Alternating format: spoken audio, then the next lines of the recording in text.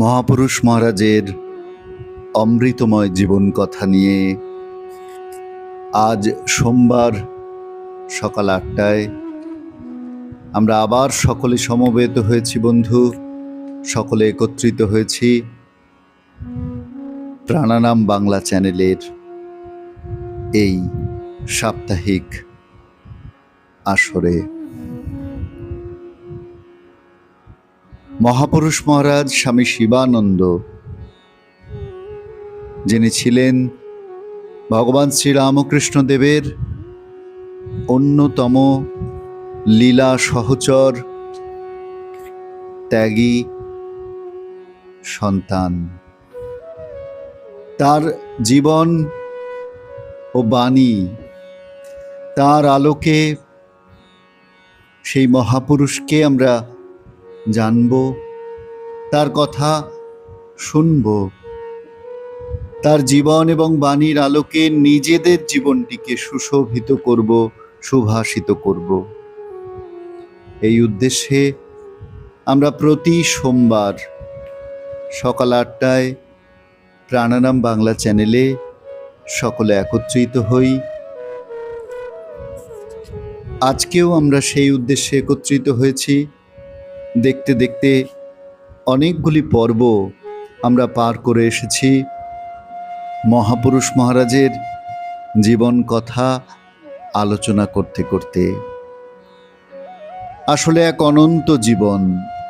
এই জীবনের কথা, তার ত্যাগের কথা, তার ভক্তির কথা, তার ভালোবাসার কথা, তার মানব প্রেমের কথা, তার ঈশ্বর চিন্তনের কথা, তার ঈশ্বরমুখী জীবনের কথা যত আমরা আলোচনা করব, যত আমরা সেই প্রসঙ্গ করব, ততই আমরা ধন্য হব, ততই আমরা হৃদ্য হব, ততই আমরা সমৃদ্ধ হব, ততই আমাদের জীবন পূত পবিত্র হয়ে উঠবে। আর ঠিক সেই উদ্দেশ্যেই প্রতি সোমবার আমাদের একত্রিত হওয়া। আপনাদের নিশ্চয়ই মনে থাকবে যে গত সোমবার আমরা আলোচনা করেছিলাম বেলুড় মঠে মহাপুরুষ মহারাজ রয়েছেন, তার কাছেই রয়েছেন বেলুড় মঠের আরও একজন সন্ন্যাসী স্বামী ওমকারানন্দ। তাদের দুজনের কথোপকথন বৈশাখী পূর্ণিমা বা বুদ্ধ পূর্ণিমার দিনে।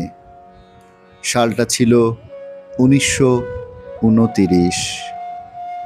আবার সেই বছরেরই অর্থাৎ 1929-এরই 21শে জুলাই, 5ই শ্রাবণ, রবিবার, গুরু পূর্ণিমা।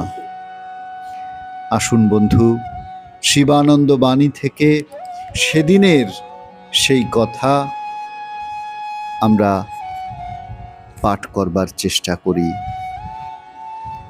আজ রবিবার, গুরু পূর্ণিমা। সকাল হইতেই অনেক ভক্ত মহাপুরুষ মহারাজকে দর্শন করিতে আসিতেছেন। তাহার শরীর তত ভালো নয়। একজন ভক্ত প্রণাম করিয়া কুশল প্রশ্ন জিজ্ঞাসা করিলে মহাপুরুষজি বলিলেন, শরীর মোটেই ভালো নয়। আর কি ভালো থাকে বাবা, এখন দিন দিন শরীর ক্ষীণ হয়েই যাবে। শরীরের ধর্মই এই।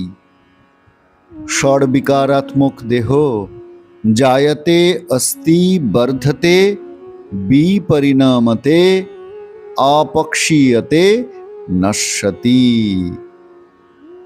এখন ক্রমে ক্রমে শেষ বিকারের দিকে দেহ চলেছে।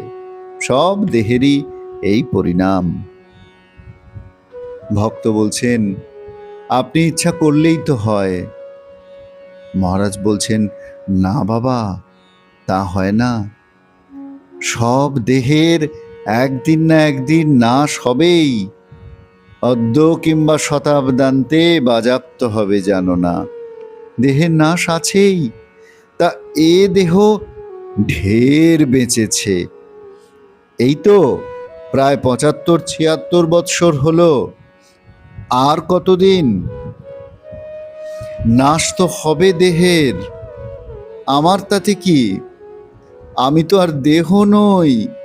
তা ঠাকুর কৃপা করে দেখিয়ে দিয়েছেন, পাঞ্চভৌতিক দেহ পঞ্চভূতে মিলে যাবে, আর আমি সেই দিব্যধামে চলে যাব, যেখানে জরা নেই, মৃত্যু নেই, সুখ নেই, দুঃখ নেই, অমৃত ধাম। সে জানো, ঠাকুর কৃপা করে সে জ্ঞান খুব দিয়েছেন, দিচ্ছেনও। বেলা আন্দাজ 9:30টার সময় মহারাজ ঠাকুর ঘরে গেলেন এবং 2জন ভক্তকে দীক্ষা দিলেন। তথা হইতে ফিরিয়া আরাম কেদারায় স্থির হইয়া বসিয়া আছেন। এমন সময় একজন ভক্ত আসিয়া প্রণামান্তে অনুযোগের স্বরে জিজ্ঞাসা করিলেন, আজও নাকি দীক্ষা দিলেন? মহারাজ বলছেন, হ্যাঁ, ঠাকুরের নাম দিয়েছি। আপনার শরীর তো একে খারাপ, তার উপর দীক্ষাদি দিলে যে আরো খারাপ হবে মহারাজ। মহারাজ বলছেন, তা কি করি বলো? লোকে কাতর হয়ে ধরে বসলে তখন আর না দিয়ে পারিনে। লোকের ব্যাকুলতা দেখে প্রাণ বড় আকুল হয়। দেহ থাকলেই সুখ দুঃখ থাকবে, আর এ দেহ যে একদিন নাশ হবে সেও নিশ্চয়। অতএব যতদিন এ শরীর আছে ততদিন একটু লোককল্যাণ করুক। লোকের কল্যাণ করতে করতে যদি দেহ যায় সেই তো ভালো। একটি লোকেরও যথার্থ হিত যদি এ দেহের দ্বারা হয় তবেই তো দেহ সার্থক হলো।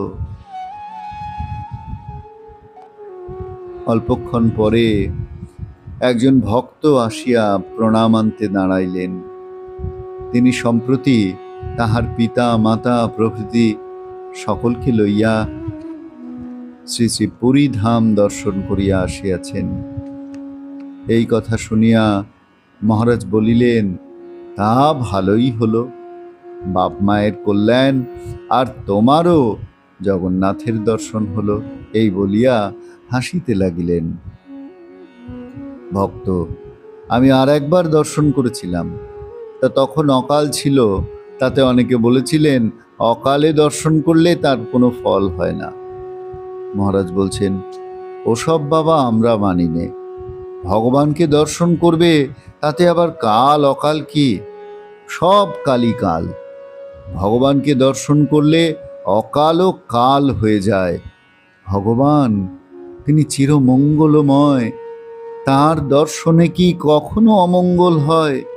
এই বলিয়া গান ধরিলেন, মঙ্গল তোমার নাম, মঙ্গল তোমার ধাম, মঙ্গল তোমার কার্য, তুমি মঙ্গল নিদান। বারবার এই গানটি গাহিয়া পরে বলিলেন, স্বামীজি এই গানটি খুব গাইতেন।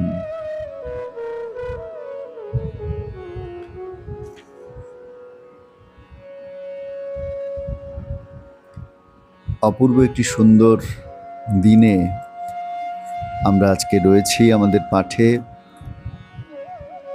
গুরু পূর্ণিমার দিন মহাপুরুষ মহারাজের যে দিব্য ভাবটি সেটি যেন আমরা একেবারে প্রত্যক্ষ করতে পারছি। আমাদের সামনে যেন ঘটনাটি ঘটছে। এত সুন্দর বিবরণ, মনে হচ্ছে মহাপুরুষ মহারাজ ঠিক আমাদের সামনেটিতে অবস্থান করছেন এবং সেই একই কথা, দেহের অনিত্যতা। বারবার যেন তিনি নিজ দেহের প্রসঙ্গ টেনে আমাদের মনে করিয়ে দিতে চাইছেন এই দেহের অনিত্যতার কথাটি, এবং ঠাকুর কৃপা করে সেটি দেখিয়ে দিচ্ছেন। পাঞ্চভৌতিক দেহ পঞ্চভূতে মিলে যাবে, আর আমি সেই দিব্যধামে চলে যাব।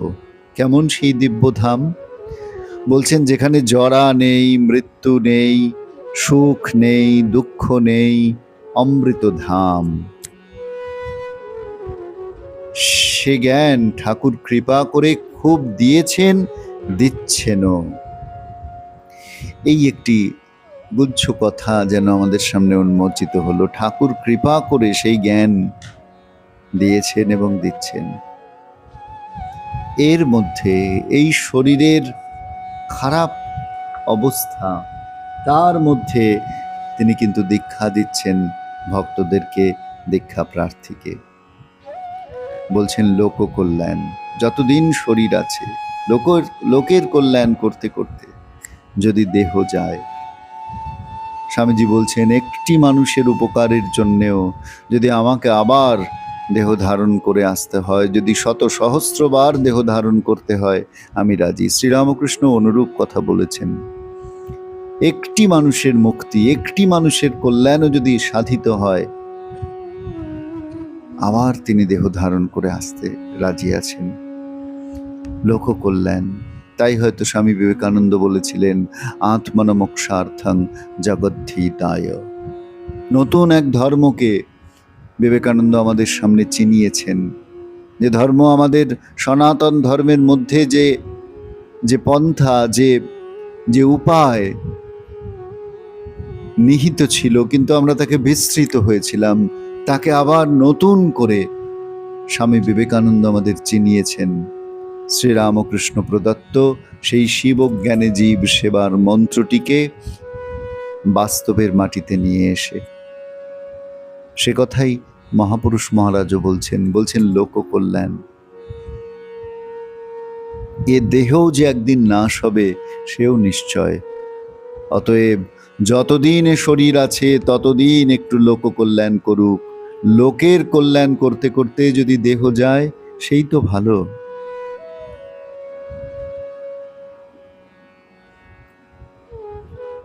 অপূর্বই মহাজীবন, অপূর্বতার জীবন কথা। যত আমরা এর গভীরে প্রবেশ করি, তত আমরা বিস্মিত হই, পুলকিত হই, শিহরিত হই, আনন্দিত হই। আজকের পর্বে এই পর্যন্তই বন্ধু। সামনের পর্বে এমনই আবার আমরা আসব মহাপুরুষ মহারাজের অমৃতময় জীবন কথা নিয়ে। সঙ্গে থাকবেন সকলে। আপনাদের সকলকে শ্রদ্ধা নমস্কার জানাই।